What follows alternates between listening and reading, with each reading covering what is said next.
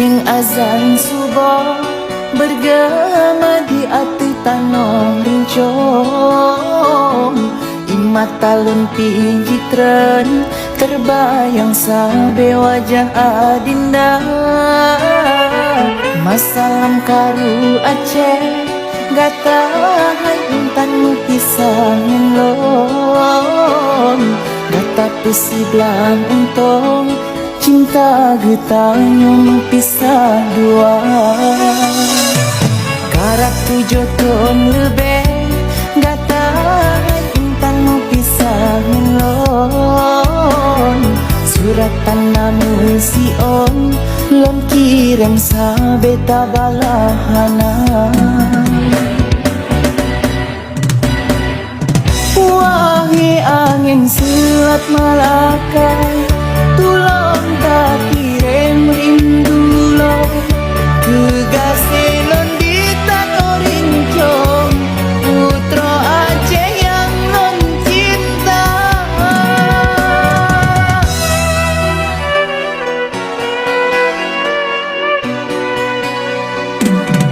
Ada tiga takkan alae pemuda pengganto diri lo, tulung surat tabalasion bejet lon kepenasaran cinta, menyobit kata hanane lam karu Aceh tujuh ton.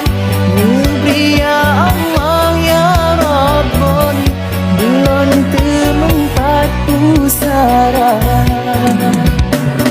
Seiring azan subuh bergema di hati tanah rincong, mata lunti jitren terbayang sabe wajah adinda. Masalam karu Aceh gata hai intan pisah ngelon, gata pesi belang untong cinta getanya pisah dua.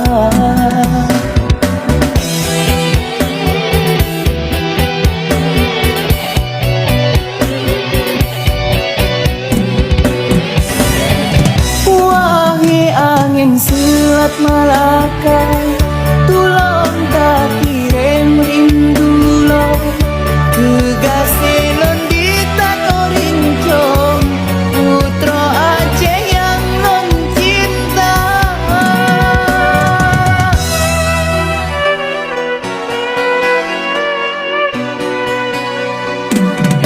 Ada tiga takkan alae pemuda pengganto diri lo, tulung surat tabalasion bejet lon kepenasaran cinta, menyobit kata hanane lam karu Aceh tujuh ton.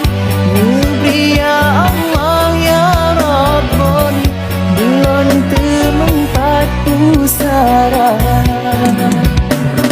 Seiring azan subuh bergema di hati tanah rincong, mata lunti jitren terbayang sabe wajah adinda. Masalam karu Aceh gata hai intan pisah ngelon, gata pesi belang untong cinta getanya pisah dua.